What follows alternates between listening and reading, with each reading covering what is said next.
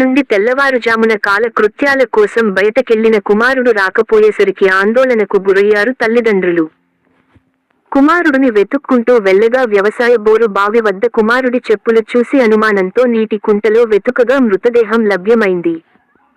దీంతో కుటుంబంలో విషాద ఛాయలు అలుముకున్నాయి. పూర్తి వివరాలు ఈ విధంగా ఉన్నాయి. సదాశివ నగర్ మండలానికి చెందిన 17 ఏళ్ల యువకుడు కళ్ళెం సిద్దిరాములు ఆదివారం ఉదయం 6 గంటల సమయంలో కాలకృత్యాల నిమిత్తం ఊరు పక్కన గల వ్యవసాయ బావి పక్కన ఉన్న నీటి కుంటకు వద్దకు వెళ్లాడు. అనంతరం ప్రమాదవశాత్తు నీటికుంటలో పడి మృతి చెందినట్లు ప్రాథమిక నివేదికలో పోలీసులు భావిస్తున్నారు. అయితే స్థానికులు సంబంధిత పోలీసులకు సమాచారం ఇవ్వడంతో గజ ఈతగాళ్ల సహాయంతో మృతదేహాన్ని వెలికి తీశారు. అయితే ప్రమాదవశాత్తు పడ్డాడా లేదా మరి ఇంకేదైనా కారణముందా అనే కోణంలో పోలీసులు తండ్రి గంగయ్య ఫిర్యాదు మేరకు కేసు నమోదు చేసుకుని దర్యాప్తు చేపడుతున్నారు.